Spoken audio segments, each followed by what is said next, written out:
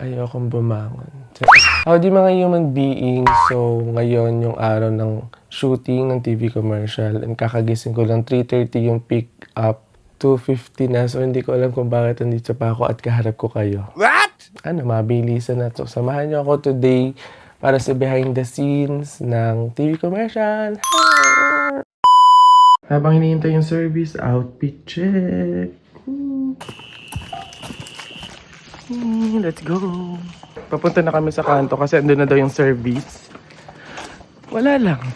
Andito na nga yung service at nakasakay na kami. Super inaantok talaga ako nyan kasi 1 hour lang yung tulog ko. Pero kasalanan ko din naman kasi bakit kasi late ka na natulog. So wala akong idea kung anong itsura ng location, kung saan yon at gaano katagal yung biyahe. So tignan na lang natin. Tapos syempre hindi mawawala yung tulog-tulugan shot. Kasama na yan sa vlog.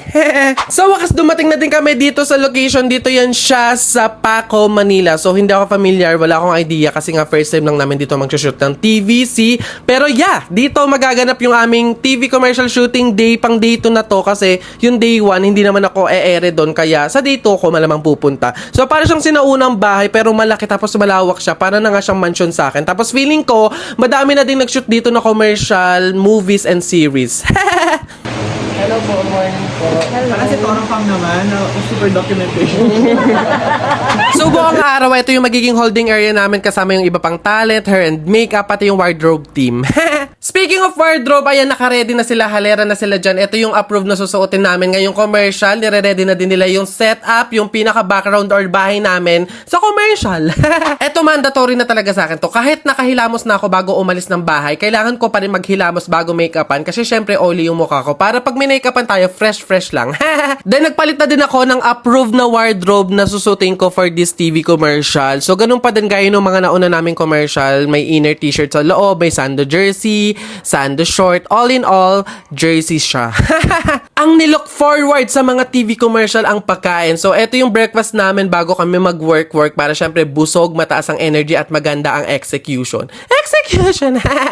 Kain ka na lang? Tay, mag-work na tayo.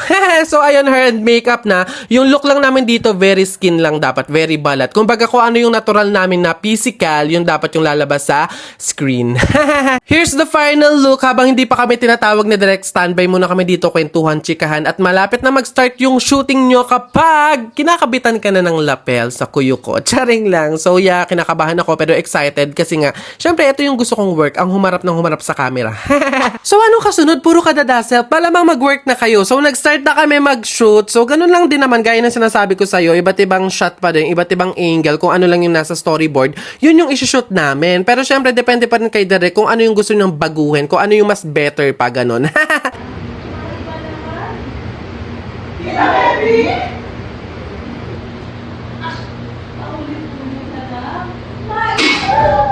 Hindi ako masyadong nahirapan dito kasi dalawa lang ata yung linya ko. Tita Pepe, yun lang yun. Kasi more on movement na, more on actions na yung part ko.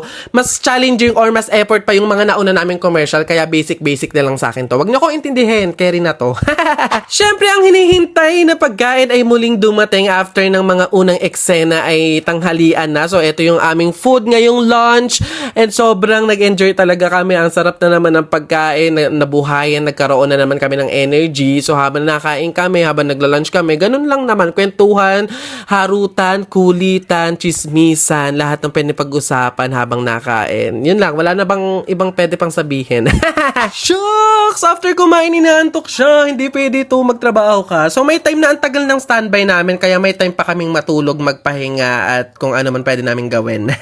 Itlog yarn, Voldemort? Chares. So ayun, back to work na ulit kami. So ito yung pinaka-ending or yung pinaka-last scene namin sa commercial na to. Yung after namin uminom ng Nestle Lemon Cucumber, may pa wig reveal, may pa hair kami ni color green. Di ba super cute lang? So nag-ready na kami and start na kami later. Pero bago mag-start, nagkaroon muna kami ng collaboration. Ni Davao Conyo na idol nating lahat. Di ako makapaniwala pero ang tagal ko tong hinintay. Thank you po!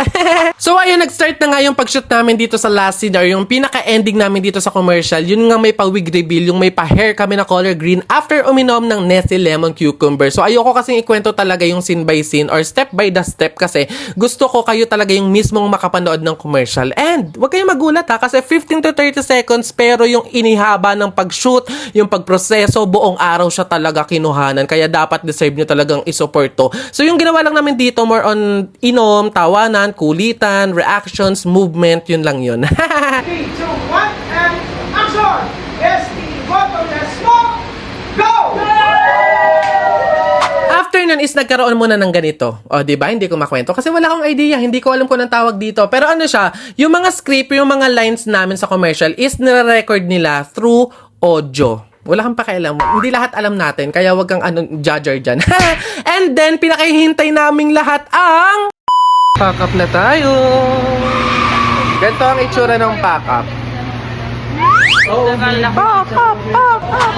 Thank you po. Thank you so much po. Ingat po mamaya.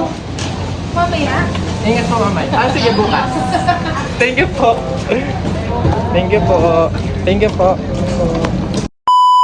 Thank you for watching. Sana kahit papano na-entertain kayo. Don't forget to watch my other video content and follow my other social media accounts. Send and receive good vibes.